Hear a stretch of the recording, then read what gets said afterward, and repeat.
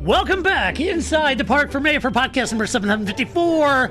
This is Todd. No, Todd, not now. AKA Negative Camber. You know I've asked you here. You must convince the villagers that I'm harmless. That's exactly what I need you to do tonight. For your kind consideration, we're going to cover some news in Formula One because in the off-race weekends, that's what Grace and I do, which of course means that I have to introduce my guest tonight, which flies in nowhere. She's flying in digitally to this call.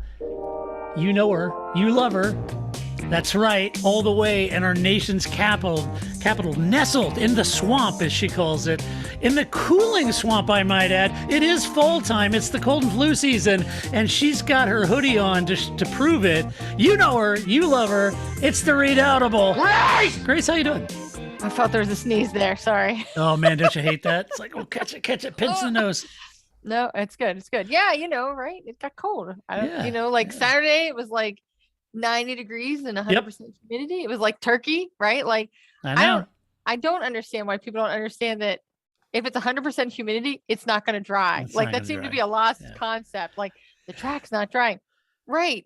Humidity. Like, have you people never been someplace hot? So anyway, so it was kind of like the Turkish Grand Prix here, and then big storm came through, and now it's freezing. So fall has arrived. Well, if you follow my social media, my dog wakes me up every morning like at 5 a.m. He's ready to go for a walk, and it's like 68, 65 in the mornings at 5 a.m. And the other morning it was 44, and I wasn't even thinking about it. I put on light summer cottons, and I'm out there walking around freezing, and it's crazy. So anyway, but it's getting chilly. Love your Rossi hoodie, though. Thank you. Yeah. Oh, and for those of you who listened but weren't aware, we also upload these podcasts to YouTube, so you can actually see two talking heads discuss their favorite sport. That's what we do, That's right. And, so anyway, there is it's that. exciting. Yeah, there is that. Good times. People, some people say they like to see the podcast on YouTube because, the body language and the arm waving and all that. Well, that's the only way you get to see the cat shenanigans as well. So yeah, that's true. That's true. And the cat tree, the Burj Khalifa of cat trees there. Yes. That's right. That's the one. That's always good. So we're going to cover some news. Grace, any thoughts coming out of the Turkish Grand Prix that Paul and I reviewed last week? Anything that caught your eye? Anything that you'd like to talk about? I mean, beside the fact that the track was never going to dry, which I already mentioned. Yeah. 97% humidity, and it was I did want to mention that I'm very harsh often about the graphics that they show, and that like they'll show like the AWS, and you're like, these numbers are meaningless. You can't just like put information out there without interpretation or some sort of organization. Like, I don't know what this means. So I feel like I should give props where props are due, that I think they actually did during qualifying a very good job. They did this graphic where it was kind of like a heads up display, like you would have in a car, in some cars. Yeah. Right? You can see it on the windshield. And it not only showed you the turns, but it showed you how open or closed the turn was as well. So you could actually watch it and know what was coming up. And so that graphic, coupled with Jensen Button's commentary, was excellent. And so we need to do, first of all, I've already said that I really think they should just hire Jensen Button. Martin Brundle, fine, you're fine, but let's put Jensen Button in the commentary booth. He just does such a better job of talking about things, and he keeps Crofty down to like some normal range of excitement, which is good as well, right? And so he's kind of able to actually provide useful information as opposed to whatever it is that Crofty provides. But I really just thought that graphic coupled with Jensen Button was really very useful. And I feel like I should, give her props, especially because like I said, it wasn't just like, oh, this is a left and this is a right, but it actually showed you how, like you would get it in a, like a rally car, like how open or closed that turn was. So you could really get a sense of how the track was. And then I think it also helps because one of the things I've often said that is hard is that as a fan, you often get the overhead view of a track, but then during a race, you only get the driver view, view of the of the track. So it's hard to know, like, oh, and he's into turn 8. And you're like, I don't know, is turn 8 this squiggly bit or this squiggly bit? Because to see it flat as a 2D graphic and then forward, and you're like, I know because that building's there. Well, that's not really a helpful reason or way to know that that's turn 8. And so I think that transition is hard. And so that kind of graphic where they show you the turns, they show you what's coming up, and they show you the turn number is very helpful, because then you're able to take that, like, oh, Catalunya looks like this shape. Oh, and this little, crab armpit over here is turn 8. Oh, I got it now. Okay. Right. So I think it helps to make that transition for a viewer, because you've never walked that. Well, I've never walked Catalunya, but I know that when I've been to Canada several times, and I've walked the track of Canada, and so it's so much easier to watch Canada because I've walked that track, or Austin, right? Because I've walked that track. But if I've never walked, 90% of the tracks they go to. So I think you really need that kind of input. Right. Because it's kind of hard to catch otherwise. I agree. I think for those of us who've been watching Formula One for a long time, we take a lot of those corners and, the track layouts and kind of the evolution of which corners used to be daunting back in the day that aren't so much now, given the current Formula One cars and their ability to manage the downforce levels, et cetera. I think of the 130R Japan. Mm-hmm. That's not the real difficult corner it used to be. Now it's spoon, and so those things change over time. But I would think that any of the graphics for, there's a lot of newer fans to Formula One, and I would think that anything that AWS could help to try to learn track corners, what they're experiencing, the importance of those corners, that's all good. I agree. Right. And I think it is the trend, as we have learned from now 2 wet races. It is not just the analytics, but it is the interpretation of those analytics and how you use that information that is actually what's useful. Not just here's the weather report, or here's where you should come in comparison to Perez, right? It's how you use that information to make a decision. That's what's really interesting, and is what is a skill. So, all right. So right on Formula One, FIA, AWS. Hey, providing look, a useful graphic. Yeah, we've kicked them in the growing area several times over that, and so as they when deserve, they get it right, well, sure. But when they get it right, we're not beyond praise. That's here. Correct. That's correct. So I will put in a pitch one more time, because I know that FIA is listening, or that Sky Sport is listening. Just hire Jenson Button, Karun Chandhok, Ant Davidson, and it's fine. That's all we need.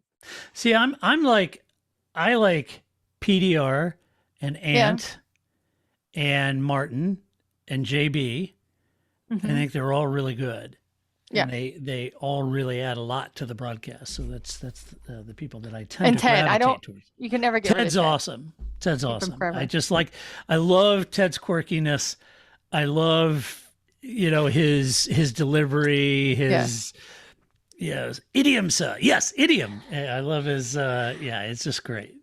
I just feel, Ted's notebook. It's always some version of the cameraman, like over here, and then you turn back and Ted's gone. Who knows? He just wandered away. He's down the pit lane down there. Yeah, it's great. Who knows? Who knows where he wandered off to? But so I think that I'm fine with keeping. I kind of like Martin Brundle being out on the track guy and keeping Jenson Button in the commentary booth. I think he does really well, and they have he does a good interplay with each other. So JB does a great job, and JB's kind of a natural for it, and when he first started getting in there, it was, but now he's kind of getting a broadcaster chops, that kind of go along with it.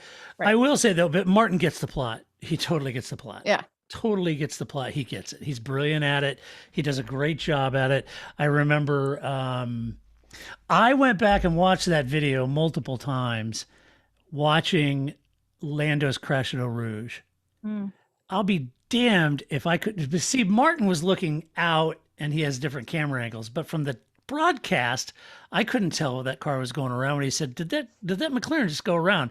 But from the view of the broadcast, I couldn't tell that. So, but it was brilliant. He called it, and no, Martin's awesome. Love that guy. Yeah. So there you go. Okay. All right, let's talk about some news, shall we? Some F1 news. Well, Grace, Formula One has released its 2022 calendar, and it features a 700 races. 732 races. Yes. No, it's 23 races. Might as well be. Right. So first up, let's just kind of go through my bullet points, and then we'll sort of unpack it and get your take on it, Grace. Sure. So first up, China is off the calendar as F1 says, quote, due to ongoing pandemic conditions, China will not be included on the 2022 calendar. China will be restored to the calendar as soon as conditions allow, end quote. So China right out in 2022. So just go ahead and just cross that off your bucket list, your to-do list. Damn it! No China. Whose list was that on? Nobody's. Even the people of China don't have it on their list. Clearly. Yeah, they had to bus children in on buses to fill the grandstand. Remember Nobody's those going days? to that race. Yeah. So anyway, so there you go. So that's off. All right. So there were a few tracks, if you recall, 2019, going on, Syrian, action, you shall not pass. Syrian, no. Anyway, I love that part. So here's the thing. You'll recall in 2019 going on, then COVID came along, 2020, they had to cobble together a season, which you and I praised F1 heavily for cobbling together 17 races that they did. And then even in this year, still coming out with, 22 races. And part of that plan was revisiting circuits in Europe that they hadn't been racing at due to the expense. So there were a few tracks added during COVID that assisted F1 in making it a fuller calendar in 2020 and 2021. But a few of these, interestingly, are still on the 2022 list with an asterisk. And I find that interesting because they were off the list in 2019 due to the enormity of the race sanctioning fee. They couldn't afford it. But COVID was a complete rethink, and Formula One had to, okay, wait a minute, all bets are off. We're not charging the big 25 million a year or whatever it is. Please just have us. We'll cover it. Whatever those deals were, they were for a fraction, pennies on the dollar, what they normally would have paid.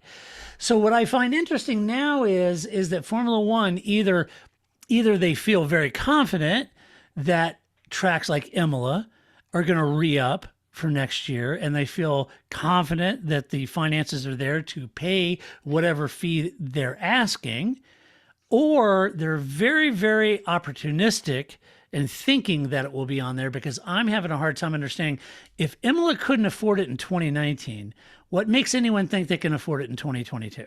They should be less likely to afford it. You would think. Yeah. Right. Yeah. Right. So I'm interested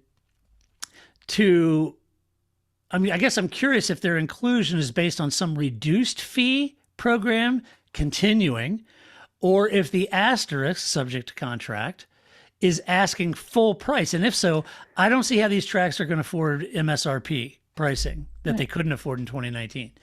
So there are a few of those, most notably in the asterisk, the single asterisk column, which is subject to contract, is Spain. First up, Barcelona. What?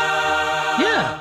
So Barcelona. So Spain is already up for debate. Imola, as I mentioned, Singapore, and Austin. Right? So Austin's 10-year deal is up at the end of this year. And that's right. Yeah. So if Bobby doesn't re-up, this weekend could be the last race in Austin for some time, and it could deny the braggadocious F1 press release who was really bragging about having 2 races in the U.S. this year. Maybe not if Bobby doesn't re-up. And I have to think that Bobby went along and paid that exorbitant fee for all these years out of the Texas Major Events Fund that they used. And I have to think at this point, he's thinking, ain't no way I'm paying those prices. So he's going to want to renegotiate a lower price. He's going to tell Formula One about you giving away races over the last 2 years. Right. And Formula One's answer is going to be, yes, but we have the Miami Gardens Grand Prix. And so we don't, we already have a U.S. Grand Prix, Bobby. So if you want to be the second Grand Prix in America, you are going to have to pay those prices. It'll be interesting to see how that's negotiated. The European Grand Prix. Yeah, right. The America's Grand Prix. Right. Right, whatever it is, So that's interesting. Also, squeezing this many races in a season means that some of them are being held during seasons that would normally present inclement weather challenges, like Japan in October, Sochi in September, or Miami in May. And Peter posted, our friend Peter posted that. And I thought it was a great point. I kind of overlooked that, but he made a great point, which, especially Miami in May, which one would have thought they would have liked to coincide the Miami race with Canada instead of making it its own standalone freight in May, and then to turn around and go right back to Europe, and then to turn around and come right back to Canada. And Right. It seemed like that would have made freight easier, less one-off freight bill, that kind of thing. Yeah, you'd want all three of them to be, or four, whatever. Well, and even if you couldn't, together. you could do Miami and Canada, and then come later the fall and do Mexico and Brazil. exactly. You Right. could do Austin, Mexico, and Brazil, right? Right. Just in my head, that's what I'm thinking. But what the think they heck do I know? Do all 5 in a row, and I can just Right. take like a month and a half off work. Right. You could go, Like it's the Grateful Dead. We'll just get a bus. We'll just yeah. follow them from Canada all the way down to maybe not Brazil. We'll follow them to Mexico. Right. You could just, you and your husband just get a van and just Sure. live in the van and just, travel all the way from Sell some Canada all veggie the way down to burritos. Sao Paulo. Yeah, sell Right. some veggie burritos. It'd That'd be great. Good It'd times. be awesome. So there's that. Okay.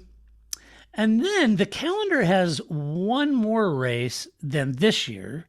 It's 23, but less time to do it in. Right, because the season ends in like December this year. Right. And now it will end in November next year. This means that in order to do it, they have two triple header sessions, which isn't easy for That's teams. crazy. That's nuts. And there's been some grousing already in the press from, guess who? Get down. Toto Wolff, Yeah, of course, surprise. who would like to see mandatory staff rotations. This would mean that teams couldn't skirt the mandatory rotations because it would be more expensive to do that. But this would ensure that all teams incur the expense of doing that so nobody could cheap out. And I'm looking at you, Gunther. And so in that case, he would like to see that. Now, also in the press talking about this was your friend and mine over at McLaren. Nice, Ron. Andreas Seidel, who said this, quote, "The most important thing is that we don't further increase the number of races per year. What we have in place now is already too much of a burden that we put on our people. We should avoid triple headers." They're gonna have more. I mean, right? We all work jobs, and they say things like, "We're just gonna try this once and just see how it goes." That means we're gonna do it forever. Right. And it's the old, we're just going to try a sprint race once or twice. Now we have 7. Right. So yeah, Andreas Seidel knows how this goes because it's what happens to all of us. Management says, "Well, just bear with us. We're just trying it. If it doesn't work, we'll go back to the old ways." They never do. They won't. They will add more races and condense More triple the calendar headers, more races, more triple headers. It'll just, at some point it's going to be Mass hysteria. It's going to be crazy. Let's see. I guess to add it all, let me get your thought on this. Okay. And for you listening, feel free to opine. You can go to our website in the comment section of this podcast and listen, or on YouTube or Facebook, whatever you prefer. Okay. I don't know, pick a platform. What do I care? I tend to look at our website, but that's just me because I'm a little biased. Okay. In the end, is there such a thing as too much of a good thing? Is 23 races too many? Okay, so for me as a fan, no, I don't think so. But yes, as the human beings that have to work these races, yes, of course there is, right? Yeah. I mean, there's a limit. Yeah, there's a limit, and how long you can be away. I mean, I don't know. They're humans, right? I get that there's some part of it is that you're in Formula One. It's a high churn kind of thing that you do this for some amount of time. Most people don't do it for a long time. And then you move on to something else. And that's the nature of it. But it doesn't have to be that way. You know, we don't have to run people to to the bone in order to be successful. Like that's such a weird model. Why does it doesn't have to be like that. And triple head, I don't that's hard. Like I don't know how they would do that over and over and over again. You just can't run that kind of a season. And It's some a of grind. some of your personnel isn't going to be able to be duplicated, like Yeah. I don't know how you split up Toto Wolff's time or, Adrian Newey's time or something. Like there's going to be key people in the top of your management that you can't just have, 4 teams, but they can't, nobody does that now because they can't afford it. Why would, how could you run 4 teams, that each driver would then have 2 teams that you would run, in parallel instead of each driver just having their own team.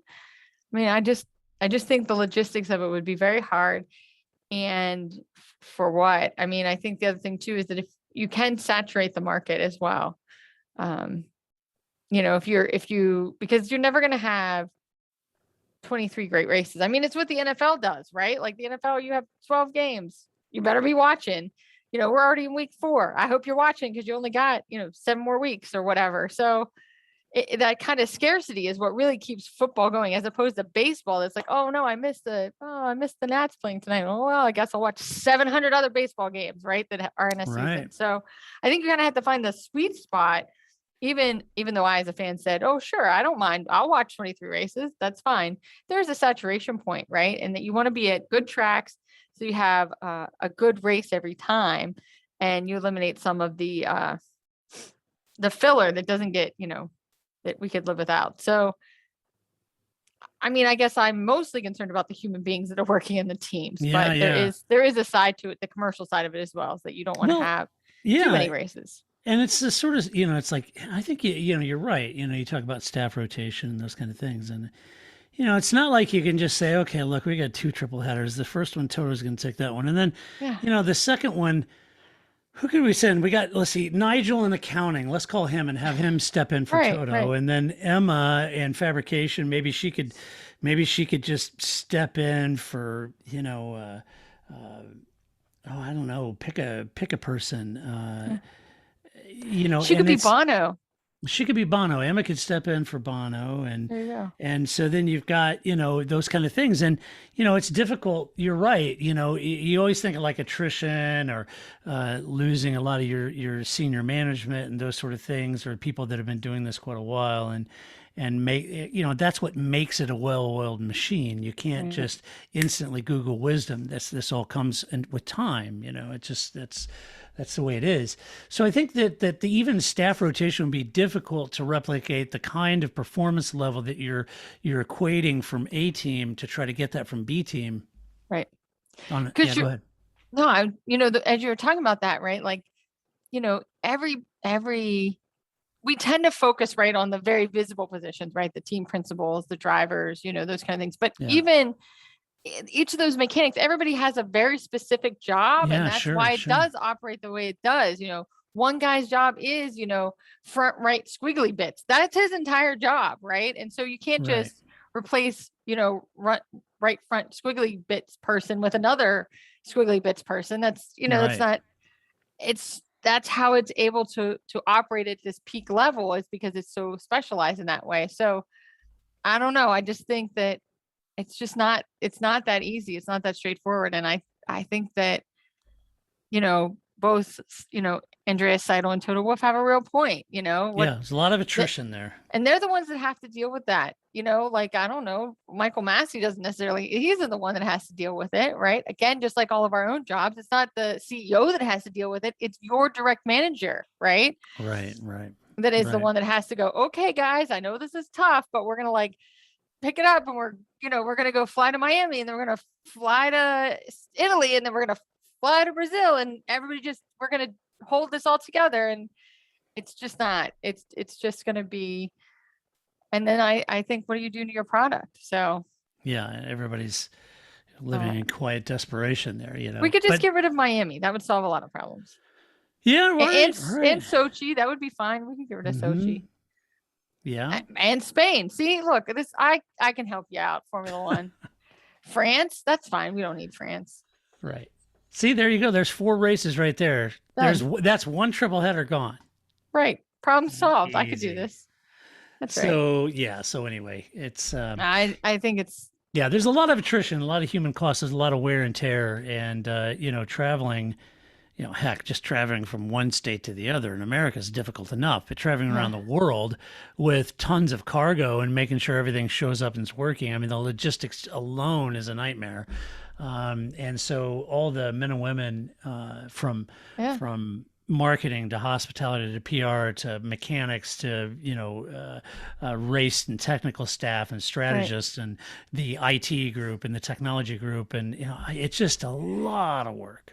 And what does that look like for somebody like Haas or Alpha, right? Like, or Williams, right? So it's one thing. Well, they don't have a phalanx of employees sitting back in Brackley like Mercedes does. Right. They don't have 100 people back at the factory, right? There's 60 people and that's it. So I think that, and I think that starts much sooner, probably like around Force India, right? It starts probably around Aston Martin back that you kind of like. Alpine probably also doesn't have the same kind of staff, just people, engineers, mechanics, caterers. Yeah, I mean, with Haas, you've got the race team, you got Gunther, and then Gunther's valet back at the office, and that's it. Right, that's it. So that's what you got. But I think that starts pretty. There's probably only 3 teams that have, and they don't have enough. So it's like, I guess what I'm trying to say is like if Mercedes and Red Bull and Ferrari don't have enough,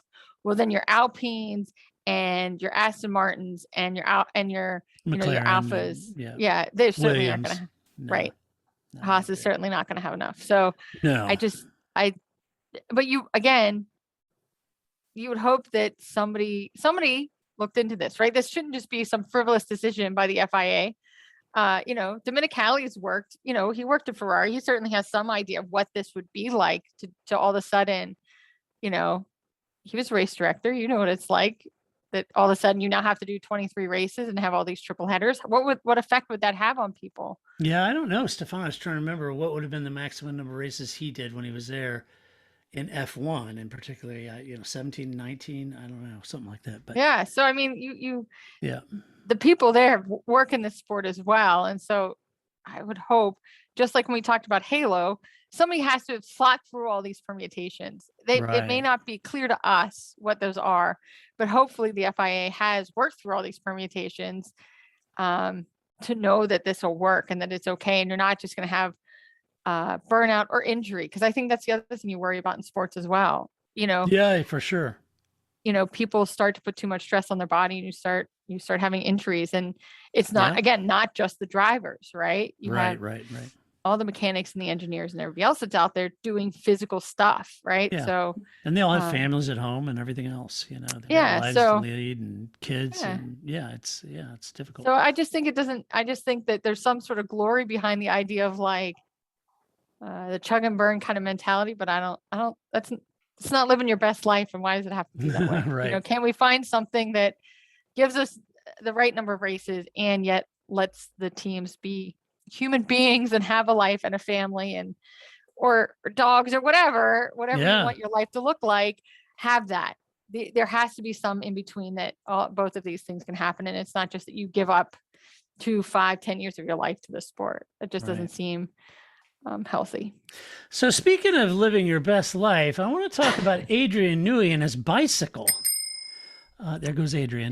Did you get that just for this story? I've had it for quite a while. There goes Adrian. That's nice. That's him. So am I the last human on the planet to know that Adrian Newey had a serious bike accident during the summer break and had to have several operations and a lengthy recovery time, missing several races? How did I not even notice his absence on the pit wall? I mean, what planet have I been living on? You think everybody's going to, comment on this? Yeah, you dummy. Didn't just see him on the pit wall for the last 7 rows. Oh, no, I wasn't really paying attention, because he's kind of hit and miss on which races he goes to and doesn't go to. He doesn't go to all of them, so I didn't think much about it. And then I wasn't looking for the last 6 or so races to look, I'll be honest with you, I wasn't focused watching on the race, looking for an Adrian I was Newey just gonna absence say, trend, you weren't sitting there going, "Where's Adrian Newey?" I don't have a bingo checklist for all the team bosses and aero guys. Right, right. Where's Ruth? Is Ruth there? Yes, Ruth's there. Okay, got it. Okay, good. Good. So I'm not doing that. So I had no idea that was I didn't know. situation. Yeah. That is No idea. I didn't know. Well, he's back. He came back in Turkey. Good. I'm glad that he was back, and just in time to cure some of the team's car setup issues that they found, and had them on their back foot in Turkey. So, according to the team, and specifically, I'm talking about Marco Helmet. His absence wasn't especially damaging to their efforts, but he is a very welcome figure back at the office, and they feel like he immediately identified some car setup changes that were probably causing some of the issues. Now, the team feel that Austin will definitely be a Mercedes-Lewis Hamilton track. So if Red Bull achieve anything there, that would put Max ahead of Lewis. Then that would signify that given Merck's newfound straight line speed, we'll talk about later, then Adrian has been working his magic in Austin, but he's back. So I'm glad he's back. I had no idea you were out.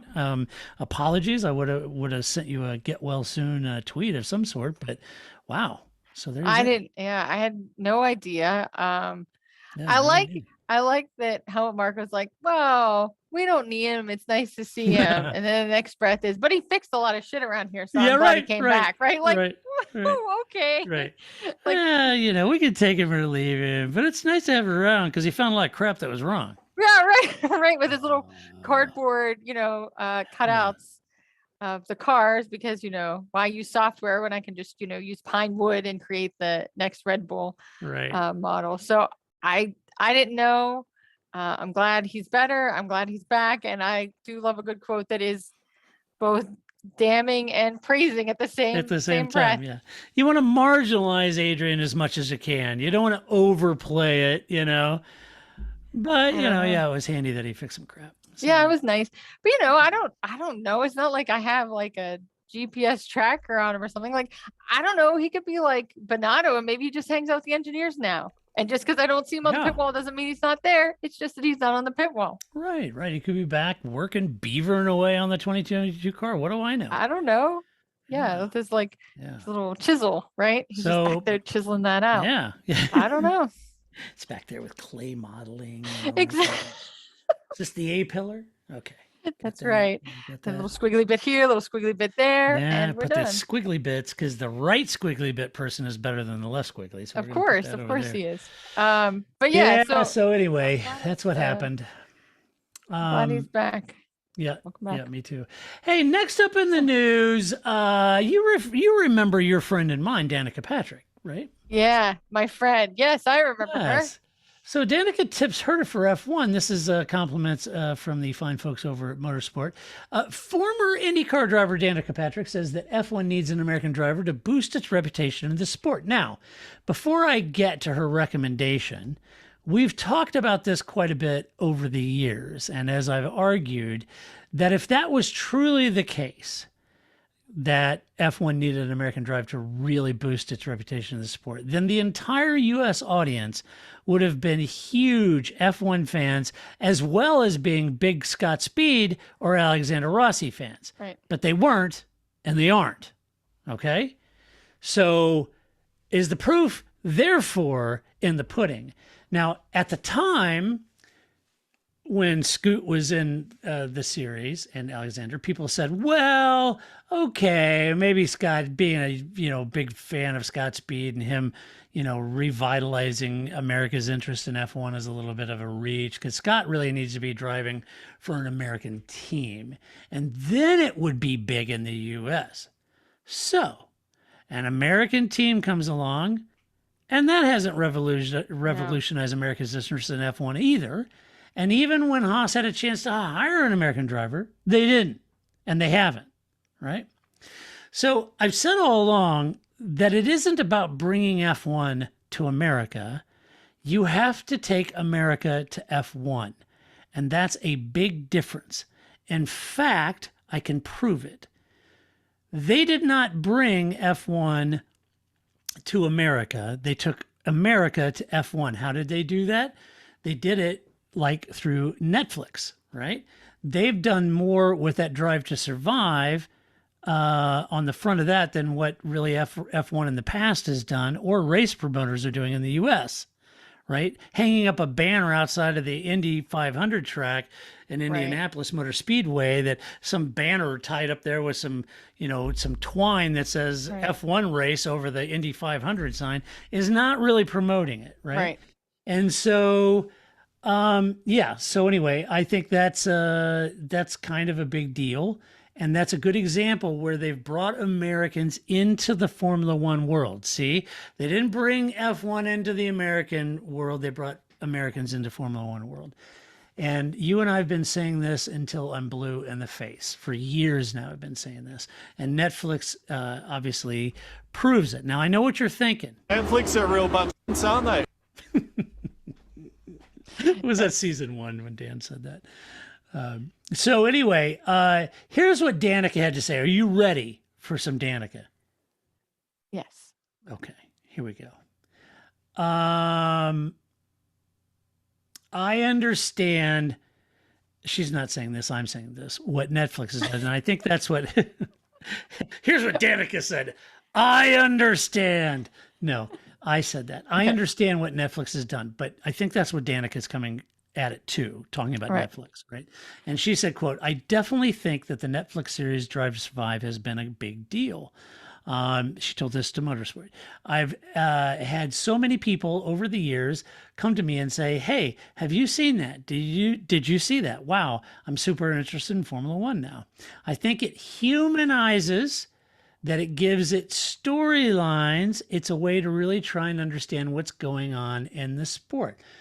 End quote. Well, she's absolutely correct. You will recall Grace and I spoke at great length about how we got into the sport. And once we got into the people and the politics and the storylines of the sport, we were absolutely hooked.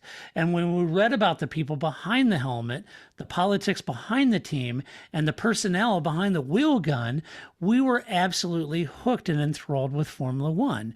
And that's exactly what Netflix does, because even with the paddock walk, you don't get to see any of that. And I've had very blessed to have been able to be part of the media and be in the media center and in the pit lane and the paddock and garage area. And it's a whole different world back there, right?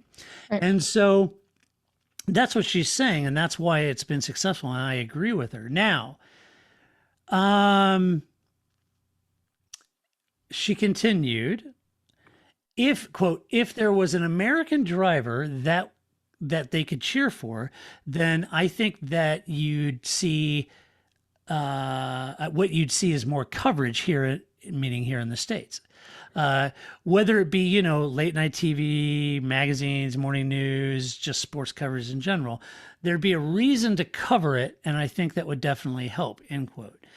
So recent rumors, you and I talked about this on previous podcasts, have Michael Andretti interested in getting into F1. And while many thought Haas would be the contender, I disagreed. I argued that Sauber Alfa Romeo would be a much better choice given Mazepin's investment in Haas. Right. The thought of Andretti leading an American team with an American driver is very appealing. And Colton Herta is usually the name that's mentioned as an American driver that might be good to move to F1. So when asked about Colton Herta as a candidate, Danica said this, quote, definitely, it's something that you want to do and you feel like you have an opportunity to do well. I mean, he's not going to become a worse driver when he's gone. If that doesn't work out for him, usually Formula One drivers have quite a bit of credibility to try and come over and drive an IndyCar. So I think it's a totally great opportunity, and especially if there's something that he's really excited about. And I think that's really cool. And to have it be an all-American outfit, I think that'd be great. I'd love to see how that goes, end quote. So I ask you all listening this, and Grace, I ask you that, and your cat. I ask you, what do you think? would Andretti F1 with Colton Herta as a driver drive more fans, more U.S. fans, interest in the sport? Was Haas just missing that American driver because they were an American team in the sport? Were they just missing that American driver to truly transform American fan interest as a fully American operation, which is what was being suggested here with Andretti and Herta? Or does the Andretti name lend credence where Haas didn't? Not quite sure why, because Gene Haas has quite a legacy in motorsport. Oh, but he's not Andretti. Well, he's not Andretti, of course. Yeah. Right. So I think that, yes, Haas does have a lot of credence in motorsports, but everybody knows who Mario Andretti is, and then, right, Michael Andretti. Right. So I don't know anybody who has bigger name recognition in the world of motorsports. Right. Like if we were playing Family Feud, Andretti would be number one. Yeah, right. Exactly. Yep. So I think that in that sense, that's the name everybody knows. Right. It's like Joe Montana. People know who Mario and Michael Andretti are. So Andretti name lends credence where Haas probably didn't. So that would help. Right. Especially for, we're talking about the lay person. We're talking about my mom or something like that. Right. We're talking about somebody who doesn't really watch it, or maybe knows about it. But I think that, I welcome Andretti to give it a go. I just think it's been hard because what American ventures have been in Formula One haven't been particularly successful. Yep. And I just don't, I agree. And we've talked about it. I just don't think that's a way to get American fans. I don't think Bernie was ever interested in American fans. And that's why he said, right. Though they just don't like us. Right. Or whatever. Cause he was never actually interested in, bringing F1 to America or courting that group of folks. So to him, it was a nothing, but Liberty Media, I think, has, reached out more. They've tried to have more of an American impact, but I just think that we're just, I used this example before, and maybe it's because I'm wearing a Wizard shirt, but when Rui Hashimura, who's Japanese, started playing for the Wizards, there are exponentially more Japanese fans at a Wizards game now and that I've ever seen. Right. And so you just won't see that if you suddenly had, American expats wherever they live. They're just not going to suddenly show up because an American is doing something, not in the way that the Japanese, individuals that live in the DC area have shown up at Wizards games, right? It's exponential. And I think the same thing happened, it's like the Gao Ming and that kind of stuff. So they support their players anywhere they go. It's not how Americans operate. And we really just, we're separated. We're such a distant country from other countries, right? We don't have that same sense of sportsdom. I don't know. The baseball, we have our own World Series and we only have one team from Canada in it. We don't need the rest of you in order to support our sports, right? So I guess is what I'm trying to get at here. But I think it's just different. And so to think that same sort of model of Rui Hashimura plays for the Wizards and all the Japanese people will come and watch the Wizards games just is never going to work with Americans. It'll work with Japanese people, will not work with Americans. So stop trying to apply that model. Yeah, and I think kudos to Liberty because, a couple things. They're a little bit on the record as saying that they're going to really, focus on America. It's an American company. They care. They wanted to have multiple races in America, that kind of thing. So they're kind of on record there. But credit to them because I do think the Netflix program was a real good move for them. Because that's where they're bringing America to their product. Not bringing their product to America. And that's a big difference. And I think maybe that's doing more for American interest in Formula One than having an American team or an American driver is. Because you think about a lot of these people that have gotten into the sport because of watching that series, but they have no issues in getting into the sport and instantly becoming a Ricardo fan or a Lewis fan or a Max fan or a Lando fan, right? Yeah.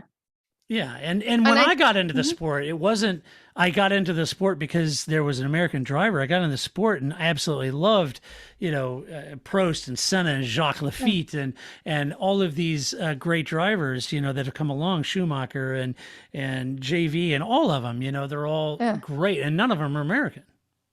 Yeah. I think the other thing too is that especially when Formula One is carried on speed even when it was on Fox, right? I mean, it's different now that it's on ESPN. It gets a little more coverage, but it still used to be like when something would come across the ticker at the bottom of the screen that was F1 related, I was like, oh gosh, because there's some scandal, there was an accident, something terrible. right. Like it was never good. If Formula One made the ticker at the bottom of a sports channel, like made Something ESPN's happened. ticker, something terrible that I didn't want to know was about to roll across my screen. And so I think we're finally getting to a place where that's not happening, right? Like Formula One comes up and it's like, look, Lewis won, or look, Max won, or watch the race this weekend because Lewis and Max are going to run into each other again, whatever. But, I do think that's true because in the United States, I think when I started, which was sort of when in 2000, when social media started being a thing and, having podcasts and websites were sort of a thing. If it wasn't covered in Autosport, which I had to wait 7 extra weeks to get because it came from England, I didn't know about it because there is no coverage here. And so I think that is what Netflix is able to do because it's not on regular television, right? It's on a streaming channel that anybody can watch it. If you have Netflix, you don't have to pay for the extra special package to have ESPN or whatever in order to have the coverage or to have speed, right? When that still existed, to have that kind of coverage. So now I think it's just always a lot easier to be global. It's a lot easier to know if your soccer team is some obscure soccer team in Croatia. It's a lot easier now to watch that obscure soccer team in Croatia than it would have been 10, 15, 20 years ago. Yeah, you so probably see that on BN Sports or something. Right. So I think that's a lot, it's a lot more access that you can get. And so I think that's what Netflix gives you. It's the Olympics, right? It gives you that entranceway to care about something. Like I think I told the story about I was totally engrossed in archery during the Winter Olympics. I don't watch archery. I don't know anything about it, but I was drawn in because it was just like this interaction between the two guys for the gold and the silver, and like the story was fascinating. And so I watched. And so I think that is what Drive to Survive, no matter how much we like it, don't like it, mock it for its like kind of truthiness, that it is an entranceway into the sport. And then I try not to worry about the lack of truthiness of it because people will, if they really get into the sport, will realize, well, they watched a different race than I did. Yeah. Right. They'll get that. Right. I did want to know though. So first of all, when I read the headline, I thought this was about Patrick Head and was really excited. And then it was not. No, it was about Danica Patrick, a little less excited, but I like that her quote is just like, people are like, oh, Drive to Survive, that's great. Have you watched that? I'm sure many people have asked her if she was in it, because that is definitely still a problem, that people do not know the difference between NASCAR and IndyCar and Formula One and DTM and, sports cars, and it's all NASCAR. And so I'm sure that people are like, I watched Drive to Survive and I didn't see you in it at all. Right. So I'm sure that happens to her, and right on her that she didn't include that in her quote, that I'm sure people have asked her why she wasn't in it. And I do wish it was about Patrick Head, but you can't have everything. Yeah, you can't have everything, and man. So I think it's okay. Although I don't think this is a later story, but did you see that she's going to be doing the commentary for Austin? It is a later story. I had that for Alvin's Cats. That's all right. Oh, all right. We'll save it. I'm sorry. It's not in your notes. That's why I was like, right. All right. I know. We keep that a surprise for each other. Yeah, it's a little surprise. All right. Well, then we'll talk about it there. But nonetheless, I think she's got a point. I think we've beat this horse. Well, we have, and we've talked about this a lot over the years. It just isn't going to work. We've totally talked about it. If you're a longtime listener, you're hearing, same arguments that we've made, and I understand. I don't want to belabor the issue we've talked about. I do to my real life too. I literally start every story with, I don't know if I've told you the story before, and regardless of if you answer me or not, I'm still telling you the story, so you might as well just take it. Right. It's life. So we've talked about it, because it's like there's a fine line between assuming everyone's listened for 300, 800 shows, and I hate repeating myself, but we have so many new listeners that have never heard, a lot of our thoughts on that. So, it's a fine line, and I don't want to belabor the point for longtime listeners. So apologies to you out there for rehashing something we've already. Let's move on, shall we? Red Bull is still asking questions over Mercedes' pace Of course That's they right. are. Red Bull's like, what the hell? Uh-huh. This is via the fine publication called The Express. In Turkey, the Mercedes was faster down the straights with no DRS than Red Bull were with DRS. Yes. Now, there are a lot of elements at play here, including aerodynamics and tire performance. But for Red Bull, they think Mercedes has found a new level of speed and acceleration since Silverstone. And they asked the FIA to check into it, which the FIA has denied. Not good enough, damn it! Not good enough! Right? Dun, dun, dun. Yes. Now, despite the FIA not being interested in reviewing the situation, Red Bull are, and they're keeping a very close eye on the situation. And before you dismiss it as well, even though Mercedes said they just improved the drivability of the car, but the engines are all the same ones as the ones at the beginning of the year. It is interesting to note that Red Bull say both Williams and McLaren, also Mercedes engine customers, also improved their overall pace since Hungary, leading some to suggest that Mercedes is just using a lot more power on Saturday and Sunday. And so Mercedes, or Red Bull rather, are not giving up on this, and they're keeping a close eye on this because they think something has changed. They're not necessarily saying that there's skullduggery, but they are saying that there is something going on. Now, Toto has But a they very... are saying that there's not. They are saying that there's not. Yeah. So Toto's simple answer to that is this, quote, listen carefully, folks, quote, we understand our car better under the rules, which caused us problems at the beginning of the year, end quote, Wolf said. Now, the car has, the car has more speed than in spring and summer because we set it up differently, end quote. Okay. The operative word here, folks, is, quote, we understand our car better under the rules, end quote. The key under the rules is the operative word there, meaning that they've really scrutinized the rules and they feel like now they've found a way to gain performance and still be within the rules. If that's how I'd read it. Yeah, they found a loophole. Yeah. Yeah. That's how I'd read it if I was Horner. I just like that Horner's like, hey, well, this is like a sibling asking a parent, hey, you know, my brother's doing this thing. And the parent goes, yeah, I don't care. And the sibling's like, that's all right. I'll keep watching them. What does that mean? Like, what does that mean? Red Bull's going to keep watching it. They don't care, right? Like, are you like with the Ted Kravitz spyglass over in the, looking into their pit? I don't know. That just cracks me up. The idea of like, fine, you don't care. Well, we still care. We're going to watch them.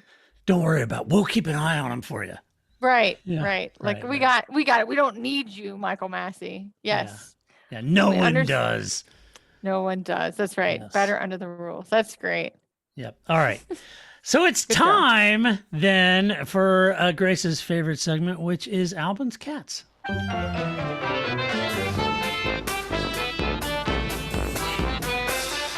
Oh, there's nothing like a good tuba.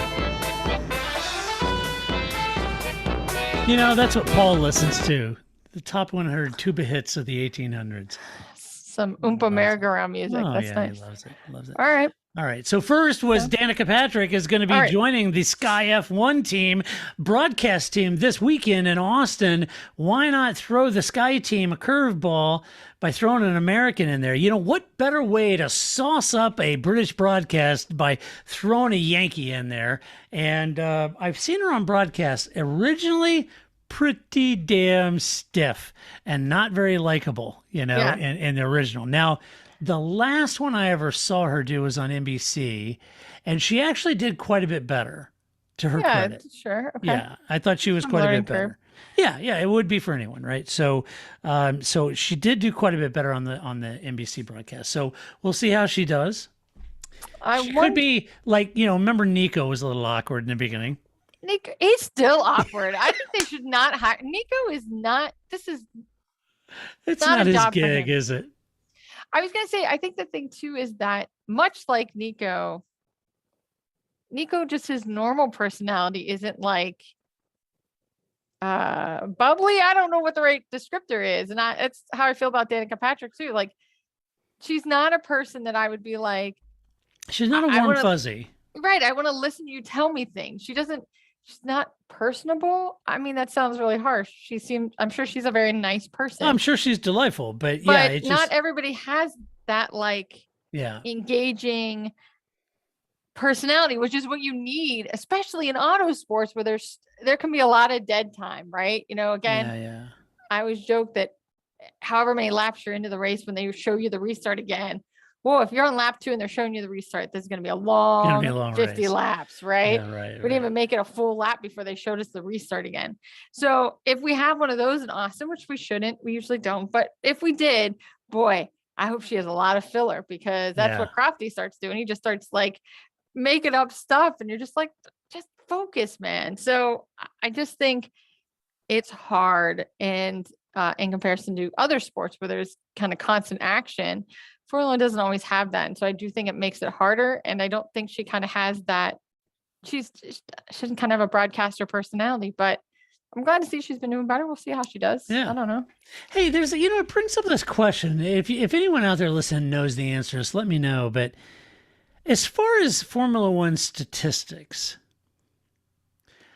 I don't know who is doing all this the stat work and number crunching and information, because during the broadcast everyone makes it sound like it's Crofty and he is a stats guru and he comes up with all these numbers and, well, there's only been 2 Spanish drivers of blah blah blah in 1962 and 19 and everyone pawns that off, and he always says, well, I got to think about that. I'll have to look at those numbers.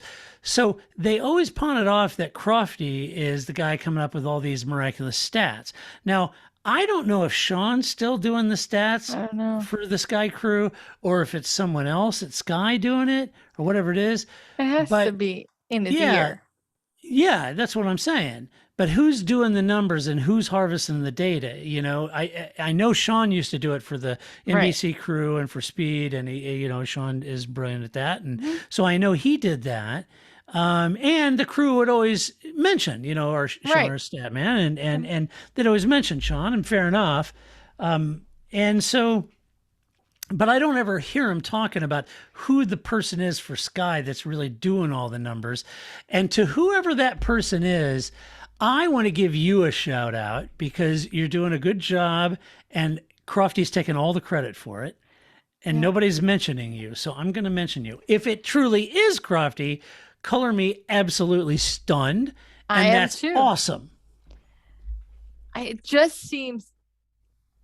doesn't seem very congruent with the other things that he shares during a race, right? I mean, I don't think he's Sebastian Vettel when it comes to these things, right? Like, Vettel knows a lot of just random stuff apparently about Formula One, and he watched it, and he has that kind of ability. But I think the other thing is that it's like when you're giving a presentation at a conference, right? You can't both give the presentation and think about the presentation at the same time, right? Right. So, which is what that would require, is that Crofty would have to be speaking about the race at this time, and I'm going to do this thing, and thinking up here at the same time about some random statistic about Catalunya. Yeah. I think it would just be too hard, and that's why you have a guy in your ear telling you these things, because that guy can go, or girl, that person can go, hold on, here it is, right? And give it to you, because they don't have to be talking at the same time that they're looking something they're up. Just calculating stats. Yeah. You can't do both, right? And so I think it would be, even if Crofty does have a Sebastian Vettel like encyclopedia memory about Formula One, I think it would be very hard to be focused on both presenting. Well, it's that instant recall, up, right? That instant recall while you're broadcasting would be very difficult to do. They know because sometimes those stats are really like obscure. Right? Like, this is the 76th time a bird has flown across the track and almost got. I mean, who tracks that? Nobody knows that, right? I mean, well, Sean probably does, but other than that, I don't know. Yeah. So I mean, some of the stuff is just like, you don't just have that. Even if you are like a savant anorak of the sport, I don't see how you can recall that. And if you could, then you should be doing something that makes you more money off that skill. I don't know. This seems like hell yeah. That's a pretty impressive talent to be able to have. But Anyway, I just thought I don't know. I don't just know. threw that out there. So I assume that there's somebody feeding it to him in his ear. I that's don't what I know thought. how you could really process that. I agree. Hey, tell us about Daniel Ricciardo and the Buffalo Bills. So as always, I often like to bring up other sports during a podcast about sports, but much to the listener's chagrin, I always hear about it. well, too bad. I don't know. We do talk about other things. I know. I don't know. It's the non-race podcast. I have a little more space to talk about other stuff that I'd like to share with the world that I think some people might want to know about. By the way, thankfully, my Chiefs beat your what do they call that team now? The We just call them Washington the football team? They're just the football team. That's such a pathetic name. That is a perfect example of the dystopian Stygian hell this country is in right now, when you can't even come up with a name for a team in our nation's capitals. The football team. Football team. First of all, they're not my team. No, I know. My team Pittsburgh. is the Steelers. Yes. They're not Flip's team either. He's a Ravens fan. So, but yes, I was watching Red Zone and I was just like, oh my God, if the football team beats the Chiefs, I don't know what I'm going to say on Monday because that's pretty terrible. Yeah. Thankfully, we won that. That's pretty terrible. But no, right. And then the second half happened and everything was fine. But I was a little sweating bullets there for the Chiefs, that to lose to the football team is pretty bad. Yeah. The irony is not lost on me either. But yeah, I like that because they all call, like, if you look at like ESPN, like when they show the schedule, it'll be like, Chiefs at football team. I think that's hilarious. Everybody just calls it the football team. Oh, sure. Pathetic. Whatever. Washington football team. I think they should keep the name. Why try to come up with why be something? Just be the football team for the rest of your life. That's fine. Yeah. Everybody likes the team anyway, right? So Dan likes the Buffalo Bills. Well, yeah. Well, the Bills aren't crap anymore. They've turned it around. Wait till bring me back in there. So because of Josh, Grace. Josh Allen. Well, my own personal Huxley flip showed me this article. Actually, it showed up again on the Chiron on ESPN that there was this big thing between Josh Allen, who's the quarterback for the Buffalo Bills, and Daniel Ricciardo. And so, we're watching PTI and it shows up at the bottom of the screen. And it was like, we have to rewind back because it was like, you just kind of catch it out of the corner of your eye and you're like, wait, did I just? Yeah. And we did. So very nice. So yeah, he's a Bills fan. He said that, which makes sense. So the Bills have the Bills Mafia. Mm-hmm. And they are ridiculous, dangerous, crazy. I often have said that, growing up, I thought it was just my brother and his friends. And then I watched YouTube and I realized it's all men, that they all kind of go through this phase of like dumb shit that they do. And I just thought it was my brother. No. And so that's kind of like the Bills Mafia. They like jump off of vans into tables and they do all these like boys on YouTube's kind of things, in my opinion. And I think it fits right in with like the shoe juice and all the things that Ricciardo does and kind of his friends' ethos. So I think it is a good fit, as he noted, that, to be a Bills fan for him. I think it does work well. And again, I get to, talk about American sports on our podcast, and it's related this time and not just Grace, picking on Todd's sports teams. Right. He said he could have picked the Patriots, and then he's a big LA Lakers fan, and he's a big LA Dodgers fan, but he didn't want to pick a California team, so he ended up going. But it was always that tough thing, it's kind of like everybody recall when everybody was telling me to get into Premier League soccer in the UK, but I can't have more than one team that I cheer for. I can only have one. Well, that's pretty tough being a Yankee living over here. I don't know the fan demographics and what the fans are like, and I said, I don't know. Do I pick the boys at Craven Cottage? And they're like, oh, you could. Okay. Well, do I pick? Who do I pick? And everybody's like, well, I just kind of pick one. It's like, yeah, that's not. I was born and raised in Kansas City, so I'm a Chiefs fan. That comes natural. But what if you accidentally pick like the Yankees of Premier League, right? Right. Well, it's like everyone's, Manchester United is always, you hear a lot of Americans being Manchester United fans, but I thought, well, that's too obvious. And Paul's a big West Ham fan, always have been. Right. And I thought, okay, well, West Ham, I don't know much about that, but yeah, I mean, it seems like a really cool team. Then I thought, I don't know. Okay, so maybe I'll pick Arsenal, what the heck, And I was like, ooh, really? I was like, well, you guys told me I could pick whoever, and it didn't really matter, Right, It was right. like, but I keep asking, well, what's the demographics? Are the fans a bunch of chavs, or what's the deal? No, just pick one. I picked the Arsenal. I was like, That's great. ooh. No, I was oh, like, what? Lewis Hamilton is an Arsenal fan. Come on. I just think that is exactly what humans beings do all the time. No, do whatever you do. Whatever you do, we will support you. Oh, that's what you picked? Ooh, that's what you chose? I didn't think Yeah. that's how I was gonna have to support you. Right. Yeah, so right. You don't want to pick the Cowboys or the Yankees or So you on picked the accident. Bills. Yeah. But the Bills, that's totally fine. Yeah, They it's totally they're good. very successful now after being very unsuccessful. So and getting very close to Super Bowls and not making it. And so I'm glad that he's found a team. You know who else is a big F1 fan? JJ Watt. Yeah, I saw that was also in the article. Like, Yeah. all right, all because of Drive to Survive. I'm like, Drive to Survive. all right, sure, people. That's come on in. exactly it. Netflix are real buttons, aren't they? Yep. I did also have other football. I actually found this before, but other, so I could talk about football during my Formula One podcast. But so the Jaguars and the Dolphins just played in London, which I apologize for that. Please, I hope you didn't watch that game.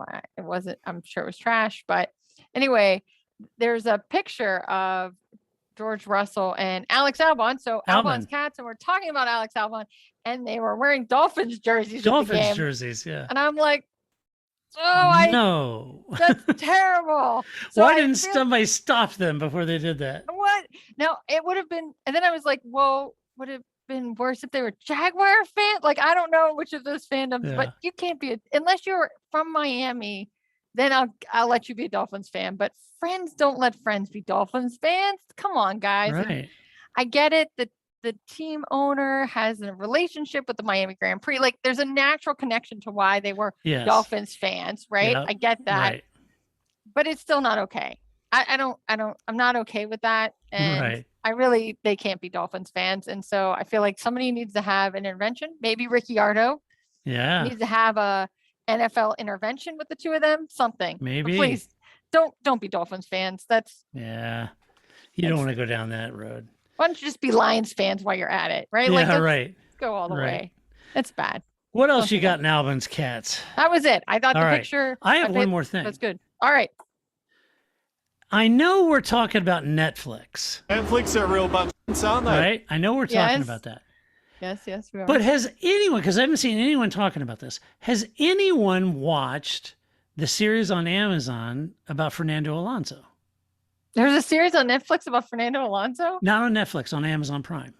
Oh, well, I didn't know. Well, There's 2 seasons. Really? Yeah. And it's really good. I love Fernando Alonso. Well, who doesn't? Everyone loves Fernando. Even Lewis. Lewis said this week he's probably the greatest driver that Lewis has raced against. Probably don't really disagree with that much. Nope. But yes, it's on Amazon Prime. It's about Fernando Alonso, and I'm into season 2, and it gets a little stretched, a little wordy, but all things given, it's done really well, and it's just an insight into Alonso and him coming back to Renault, and it's really good. I like that it's just called Fernando. Fernando, that's it. It's called Fernando. And there's subtitles for all the Spanish parts, but all the English parts, obviously you don't need it. But it's great. It's really good. Amazingly. So I do watch Making the Cut, which is on Amazon Prime. And yet this was never recommended to me. I am disappointed in your algorithm there. Yes. Prime Video. Well, right. Now I know what I'll be doing this weekend. There you go. Now actually, you can watch I'll be carving pumpkins this weekend. So maybe next weekend I'll be watching some Fernando. But there it is. I didn't even know. Yep. There it is. 2 seasons. Look at that. Oh, 2 seasons. 16 reviews. Who gave it 1 star? Who gave it 1 that's star? Bad. No, It's it's bad. better than 1 star for sure. Well, most people gave it 5 stars. I always just like to see who's the one Yeah. person that gave it 1 star. No, it's good. You know, it's kind of a I want it side to of be- Fernando you don't get to see. I want it to be Kimi Räikkönen. No, that would be funny. I hate that guy. He's a jerk face. Yeah, that actually would be funny. That would be- Is my drinking, is it emptying the bottle or not? Yeah, exactly. I just, that would be great. Oh, the ones. Oh, here it is. Self-indulgent and boring. If this guy could be more full of himself, he would have had reproductive fluid spouting out of his nose. This What? makes Formula One out to be very dull, ego-driven sport. All right. Okay, you may not be the target audience for that show. Maybe not. Everybody else, though. Is it self-indulgent? Well, the name of the show is called Fernando.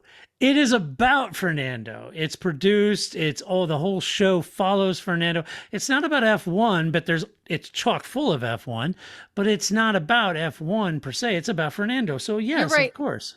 It's kind of like complaining that the movie Senna is too focused on Senna. On Senna, well, yeah, the exactly. movie is called Senna. It is so called maybe Senna, that's your yeah. expectation. Right. If you were watching to understand how the Williams, adjustable ride height car was Right. designed, you're not going to get that. No, that is not the name of the movie. Yeah. Was he full of himself? No, but he's a 2-time champ. He's pretty demanding. He knows his craft as well as anyone. I haven't seen anything that made me think he was a complete ass out of it. I think he's got. Let me put it this way: he has very high expectations on himself first, Right. and then everything else falls around that. But I don't think you make it to the top level of any you don't. thing, but No. especially any sport. Yeah. Because if you don't bet on yourself, Right. you'd never make it this far, right? Yeah. That Because nobody applies else to is gonna bet Lewis. on you. It applies to Max, Sebastian. Yeah. All of the champions. Yeah, I think that's have done true. that. Yeah. I think that's true of anybody. They have to. I mean, I guess because again, a lot of football players, a lot of basketball players get that kind of criticism, and I'm like, but you're 20 years old, right? You bet on yourself. You have to, right? Like, first of all, what 20-year-old doesn't think that of themselves? But how would you make it this long? Everybody's trying to be competitive, and everybody's trying to beat you. You Yeah, that's have to right. think you're great, because Yep. if you don't think you're great, you're never going to make it.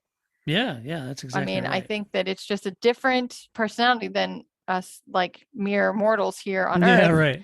have that. We all have self-doubt, and sometimes that can be, imposter syndrome can be a really real thing, and that can really kind of wreck one's confidence. And so you can't Right. have that. There's no space for that to be a professional athlete at the top. You can't ever feel like an imposter, or you'll never make it. Right. So- No, I enjoyed it anyway. All right. Well, I All love right. me some Fernando Alonso. Check So that out. thank All you right. for, did you just like stumble upon it? Like, how did you? Yeah, how I did. Yeah. Huh. Yeah, it was weird. So anyway, who knew? I just All right. watch cooking shows and, fashion shows. So Yeah. clearly I never stumbled upon it. There you go. All right. Well, that does it for this podcast. Be sure to stop by the website, theparcfermé.com. Share your opinion. Just do it to decorum and civility. As always, no personal attacks. Also, if you like this podcast, go over to iTunes, give us some love, give us a good rating over there. Hey, what are these off-season podcasts? I'm going to go through, I'm going to pull out all the bad reviews of our podcast, and we're going to read them on air. If somebody, like Jimmy Kimmel does, right? Like Yeah, when yeah, we read yeah, tweets about ourselves, right? Because Like, some of those are just hilarious. Some of those you're giving me way too much credit, folks. Way too much credit. I'm just So- waiting. Somebody is going to tell us that we're self-indulgent and boring, just because self-indulgent and boring. Exactly. Yeah. that's what I would do. I'd be like, well, Right. actually, you guys I've been listening to the last 780 podcasts. You guys are pretty self-indulgent and boring, and I don't and know why I keep Only listening. occasionally insightful. That's Also, right. huge thanks to our Patreon supporters. We could not and would not. It would be physically impossible to do this Right. podcast without you. So thank you so much. You can support us by going to our website, theparcfermé.com. On the right-hand side, it says support us, and you can check on Patreon or PayPal or whatever you want to do over there. But your support is greatly appreciated, as always. And next week, Grace, we got to be talking about the U.S. Grand Prix, which means I've got to go hunt down Paul Charsley. Right. He's probably still, on a championship high from winning I was gonna the say- Sprint Cup. Speaking of somebody who has no imposter syndrome, Paul Yeah. Charsley, right? Look like at that. so. I know. Yeah. top of I his know. sport, right? Like Yeah, he's exactly. He's knows on what that's top, like. man. He's on top. He always Yes. bets on himself. Yes, of Who course. knows? So until next week when we do it all over again, this is Todd, aka Negative Camper, saying so long, Grace. See you in a couple weeks. That's it, man. Game over, man. It's game over.